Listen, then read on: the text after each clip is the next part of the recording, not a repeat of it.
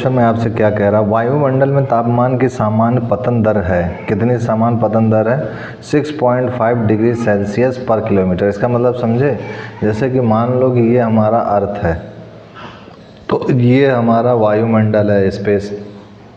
तो हर 1 किलोमीटर के दर पे जैसे जैसे हम लोग पहुँचेंगे ऊपर, तो टेम्परेचर क्या होगा, कम होता जाएगा। कितना कम होगा, 6.5 डिग्री सेल्सियस कम होता जाएगा। मान लो यहाँ 40 है समझो, तो 6.5 घटा दो तो कितना आएगा,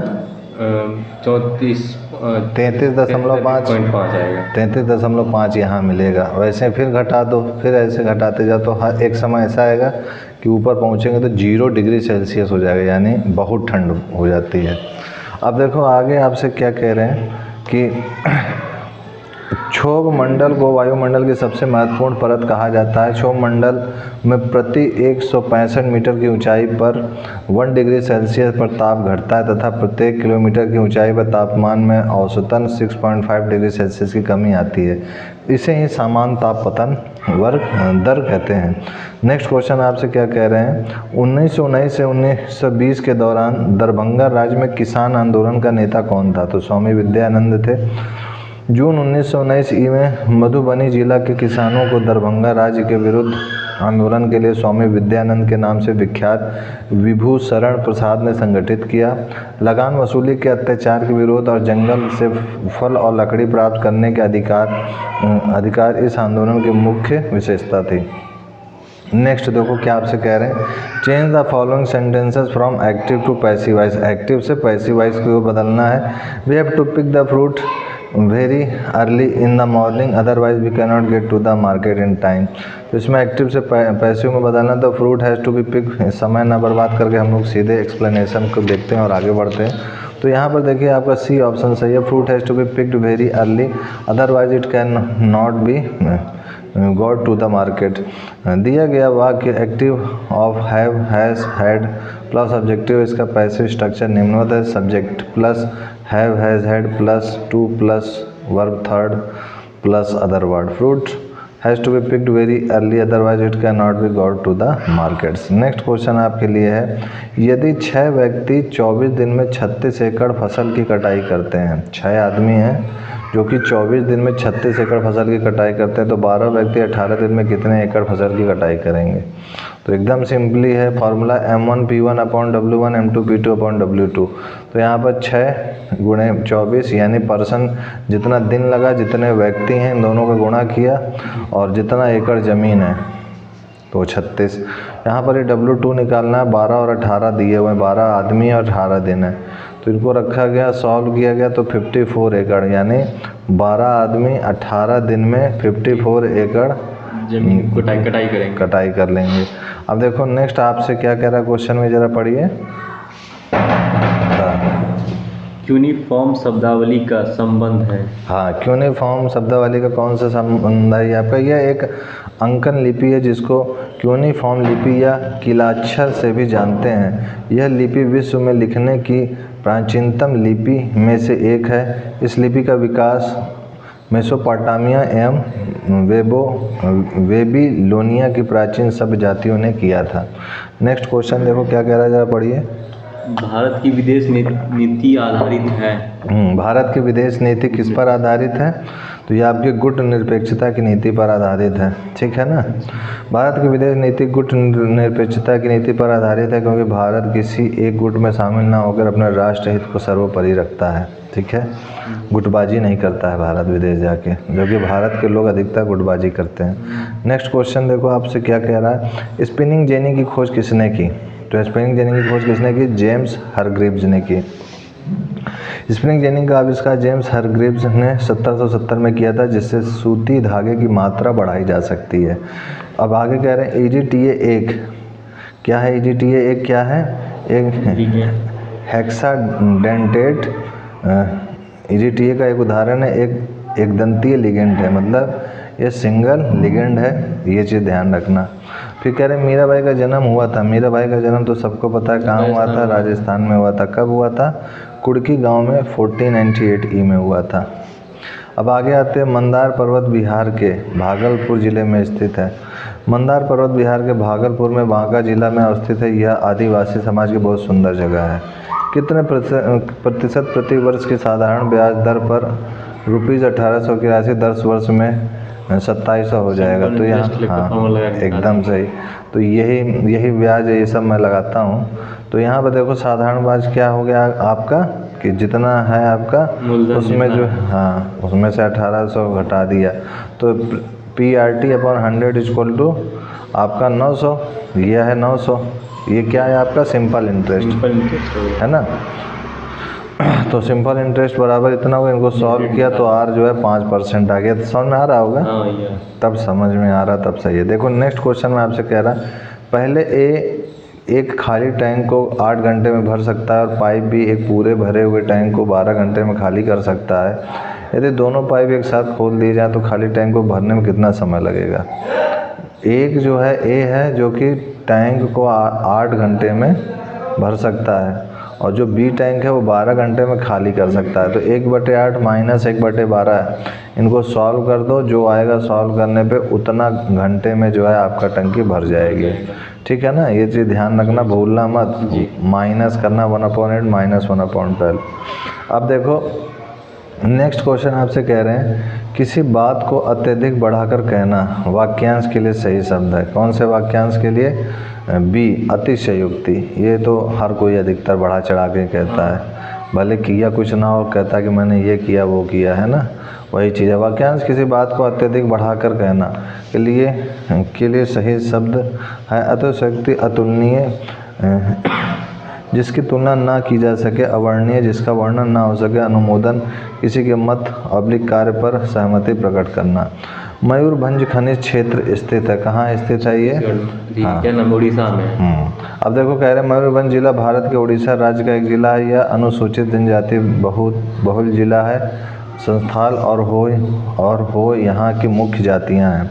65 जो है क्वेश्चन कह रहा है, श्वेत प्रकाश की एक किरण कांच के प्रिज्म पर आपतित होती है। वह प्रकाश वर्ण जो कांच के प्रिज्म से गुजरने पर अधिकतम विचलित होता है, क्या है वो?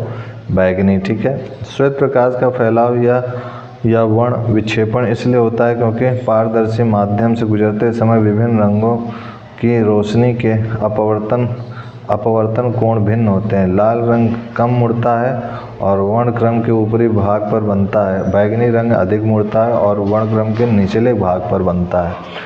नेक्स्ट क्वेश्चन देखो आपसे क्या कह रहे हैं, C60 के एक अणु में कितनी षटकोणीय व पंचकोणीय आकृति होती है? तो 24 षटकोणीय व 10 पंचकोणीय होती है। ठीक है।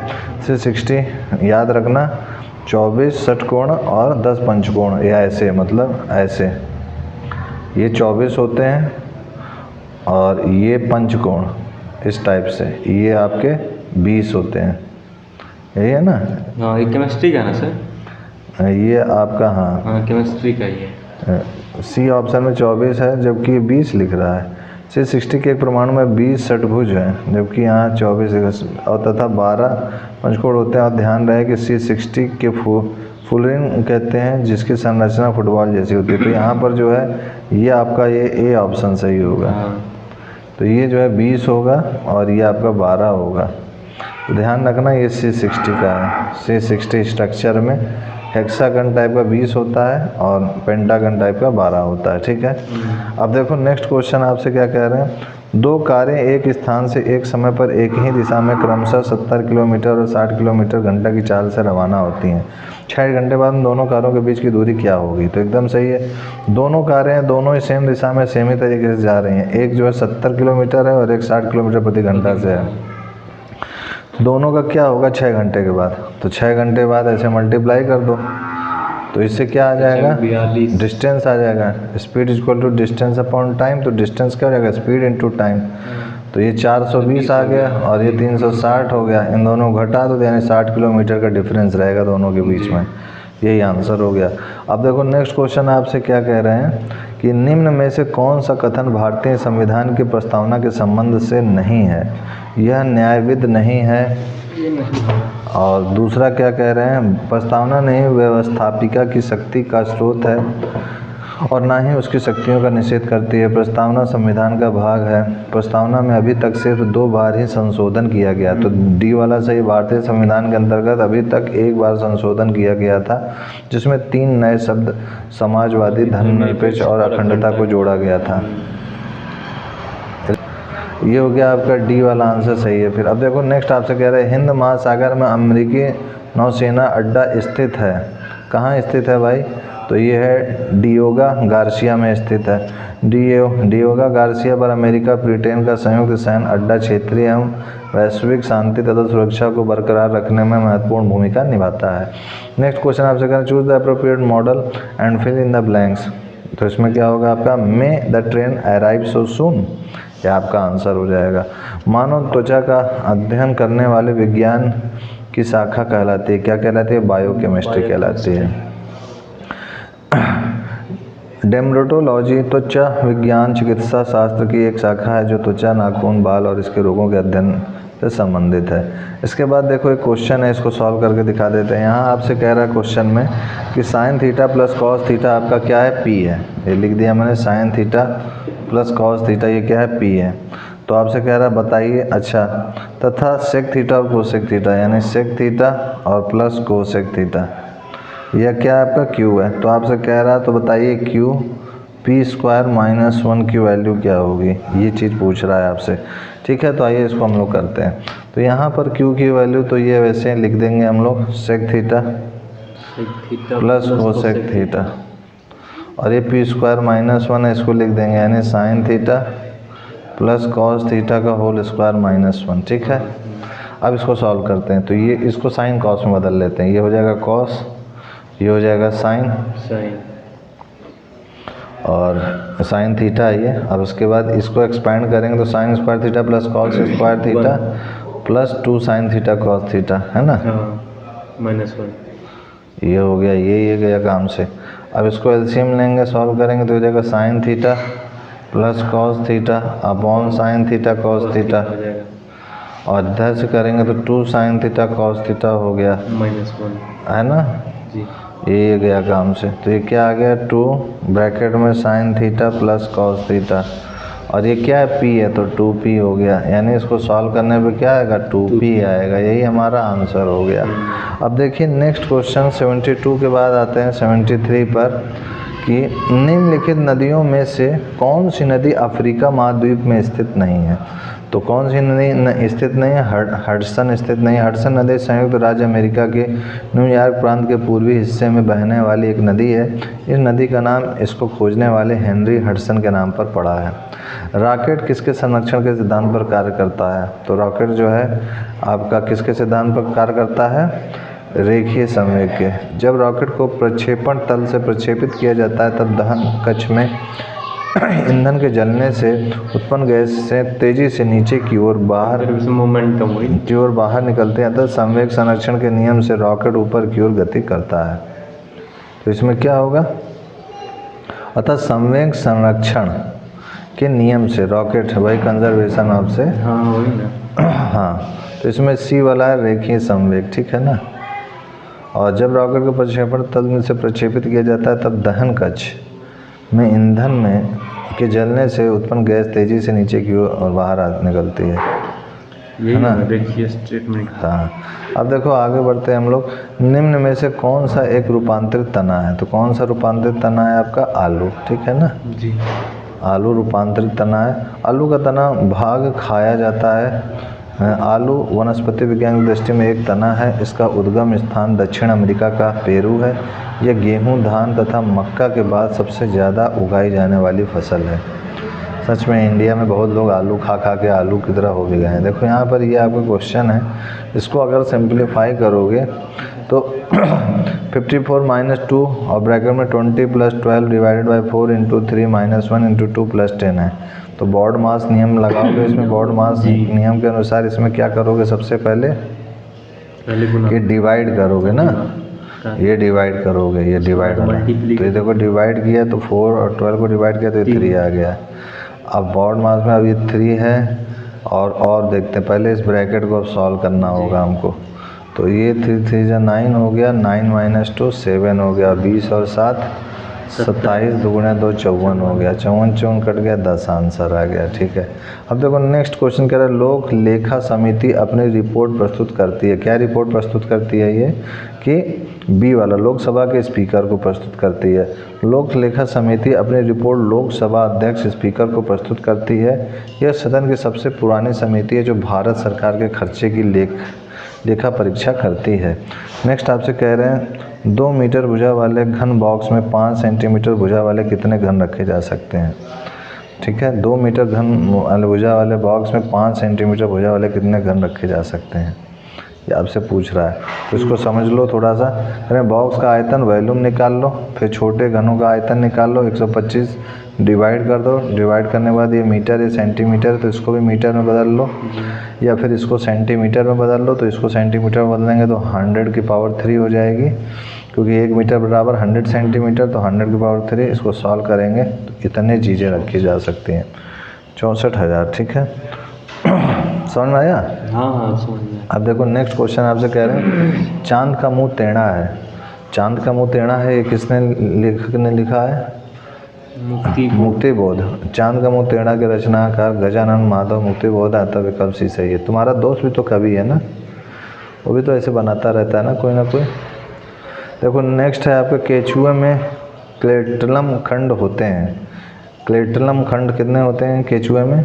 14, 15, 16, 17, यानी सी ऑप्शन सही है। इतने खंड होते हैं 14, 15, 16, 17। अब उसके बाद क्या कह रहे हैं क्लोरोफिल की उपस्थिति में बनता है। किसकी उपस्थिति में ये बनता है? मैग्नीशियम की उपस्थिति में यहाँ लिखा है, जरा देखते हैं पढ़ करके।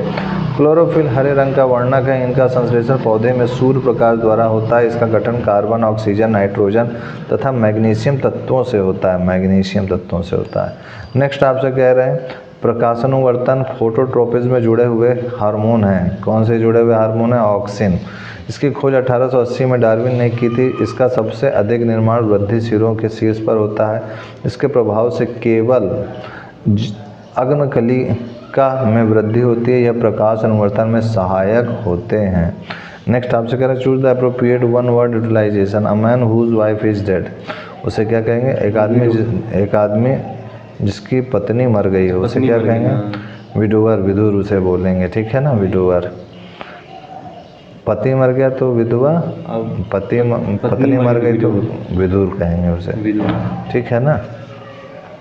नेक्स्ट आपसे कह रहा हूँ तत्वों का समूह छांटिए जिसमें केवल धातुएं ही हों। तो इनमें कौन सा ऐसा है जो धातुएं? Sodium, magnesium, mercury, carbon. तुम्हारे सामने है, सोच के बताओ इनमें से कौन सा होगा? Sodium, magnesium. समय निकलता जा रहा, बताओ। तो इसमें जो है आपका तुमसे पूछते हैं, इससे अच्छा है कि हम फटाक से इसको कर दें, है ना। तो आपका बेरिलियम, कैल्शियम, स्ट्रोंटियम और सोडियम, ये आपके सभी धातु हैं। राज्य सरकारों का संवैधानिक प्रमुख कौन होता है? कौन होता है भाई इनका संवैधानिक प्रमुख? तो राज्यपाल होता है। राज्यपाल एक संवैधानिक प्रमुख के रूप में कार्य करता है, किंतु असाधारण स्थितियों में उसे इच्छानुसार कार्य करने के अवसर प्राप्त हो सकते हैं। स्टेट में राज्यपाल करता है और केंद्र में पीएम करता है, प्रधानमंत्री। हाँ, एक तरीके से केंद्र का ये प्रतिनिधित्व है ना हर स्टेट में। ज़्यादा कुछ बेचारा नहीं कर पाता है, बस मेन सीएम ही है स्टेट में। देखो आगे क्या कह रहे हैं 86 में 2 संख्याओं का अनुपात। हाँ, अब देखो इसमें कह रहे हैं 2 संख्याओं का अनुपात 8:3 है और उनका अंतर 120 है। दोनों संख्याओं में सबसे छोटी संख्या कौन सी है भाई? तो सबसे छोटी संख्या क्या होगी? 8x - 3x = 120 है, क्योंकि दोनों संख्या का अनुपात ही है। उनका अंतर हम लोग कर लेते हैं। 8x - 3x 120, तो 5x 120, तो x क्या हो जाएगा? 24। तो इन दोनों में छोटी क्या होगी? 24 × 3 तो 72। अब आगे देखो क्या आपसे कह रहे हैं मॉन्टेग्यू चेम्सफोर्ड की रिपोर्ट क्या है कि भारत सरकार अधिनियम 1919 का आधार बनी। ठीक है, मॉन्टेग्यू और चेम्सफोर्ड सुधार अर्थात भारत सरकार अधिनियम 1919 द्वारा भारत में प्रांतीय द्वैध शासन प्रणाली की स्थापना की। यह एक ऐसी व्यवस्था थी जिसमें प्रांतीय विषयों को 2 भागों आरक्षित और हस्तांतरित में बांटा गया था। नेक्स्ट आपसे कह रहे हैं सूक्ष्मतम एंजियोस्पर्म क्या है कौन सा है इसमें? यह विश्व का सबसे छोटा फूल है। यह इतना सूक्ष्म होता है कि इन्हें माइक्रोस्कोप में ही देखा जा सकता है। ये इतना छोटा फूल है, बताओ। वोल्फिया नाम है इसका। पिछले कुछ वर्षों में अर्थव्यवस्था के किस क्षेत्र ने बिहार में सबसे तेज़ी से विकास दर्ज किया है? उद्योग, कृषि, सेवाएं, विनिर्माण।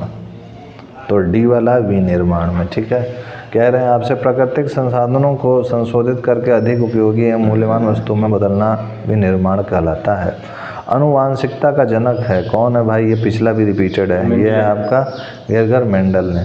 गेर्गर जॉन मेंडल 20 जुलाई 1822 से 6 जनवरी 1884 एक जर्मन भाषी ऑस्ट्रियाई वैज्ञानिक थे। उन्हें आनुवांशिक का जनक कहा जाता है। किस अनुच्छेद के अनुसार भारत के राष्ट्रपति द्वारा राष्ट्रीय आपातकाल की घोषणा की जा सकती है? तो 352 है, रट लो इसको। अनुच्छेद 352 अर्थात राष्ट्रीय आपातकाल की घोषणा निम्नलिखित में से किसी भी आधार पर राष्ट्रपति के द्वारा की जाती है? युद्ध 2, पहला युद्ध, दूसरा बाह्य आक्रमण, तीसरा शस्त्र विद्रोह। ये तीनों में से अगर कुछ भी होता है तो ऐसा हो सकता है। राष्ट्रीय आपात की घोषणा राष्ट्रपति मंत्रिमंडल की लिखित सिफारिश पर करता है। नेक्स्ट है, भारत के संविधान में चुनाव प्रणाली का प्रावधान किन अनुच्छेदों में किया गया है? तो ये आपको अनुच्छेद 324 से 329 में किया गया। भारतीय संविधान के भाग 15 में अनुच्छेद 324 से लेकर 329 निर्वाचनों का अधीक्षण, निदेशन और नियंत्रण का निर्वाचन आयोग में निहित होना बताता है। Select the antonym of the given word genuine. तो इसका क्या होगा? फॉल्स होगा।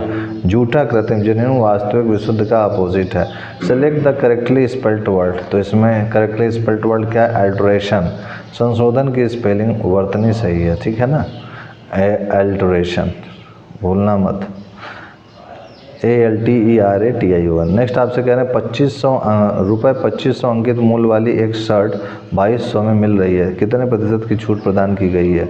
तो आपको एकदम प्रतिशत निकालने के लिए आपको क्या करना होगा? सिंपली 2500 माइनस 2200 अपॉन 2500 गुणे 100, तो आपको छूट पता चल जाएगी। 300 बटे 2500 गुणे 100 यानी 12%, ठीक है ना।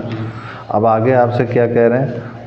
पौधा, इसमें आपसे कह रहे हैं सिंपली पौधे जो नमक युक्त मिट्टी में उगते हैं को क्या कहते हैं? तो इसको वह पौधे जो नमक युक्त मिट्टी में उगते हैं वो उनको हेलोफाइट कहते हैं। फिर आपसे कह रहे हैं वस्कुलर पौधे में पानी किससे ऊपर जाता है? तो किससे ऊपर जाता है? जाइलम ऊतक नलिकाओं के आकार का होता है तथा इसका एक जाल पूरे पेड़ में फैला होता है। जाइलम ऊतक पौधे में जल का परिवहन करता है, ठीक है। अब उसके बाद देखो नेक्स्ट क्वेश्चन आपसे क्या कह रहे हैं कि RNA का मुख्य कार्य क्या है? कार्य है तो इसका मुख्य कार्य है प्रोटीन संश्लेषण। RNA अर्थात राइबो न्यूक्लिक अम्ल का कार्य प्रोटीन संश्लेषण करता है और वह एंडोप्लाज्मिक रेटिकुलम जिसकी सतह पर RNA पाए जाते हैं उसको रफ एंडोप्लाज्मिक रेटिकुलम कहते हैं। राज्यसभा में होते हैं, कितने होते हैं भाई? तो 250 सदस्य, जिनमें से 12 सदस्य भारत के राष्ट्रपति द्वारा मनोनीत किए जाते हैं। ध्यान रखना, राज्यसभा में 250 सदस्य होते हैं। संविधान के अनुच्छेद 80 में राज्यसभा के सदस्यों की अधिकतम संख्या 250 निर्धारित की गई है, जिनमें से 12 सदस्य राष्ट्रपति द्वारा निर्वाचित किए जाते हैं और 238 सदस्य राज्यों के और संघ राज्य क्षेत्रों के प्रतिनिधि होते हैं। अच्छा, एक और अंतिम प्रश्न है आपका इस वाले पेपर से, जो कि 8 मार्च 2020 में आपका पूछा गया था पुलिस भर्ती में। राष्ट्रीय सुरक्षा समिति का प्रधान कौन होता है? तो भाई प्रधान कौन होता है? प्रधानमंत्री होता है राष्ट्रीय सुरक्षा समिति का। तो राष्ट्रीय सुरक्षा समिति का प्रधान भारत के प्रधानमंत्री होते हैं। तो इस टाइप से आपका ये 50 क्वेश्चन भी पूरा हो गया। अब हम लोग मॉडल पेपर नेक्स्ट वीडियो में देखेंगे और पढ़ेंगे, ठीक है ना। तो आज के लिए इतना ही। जय गुरुदेव, जय श्री राम, जय भारत माता, and I will see you next time.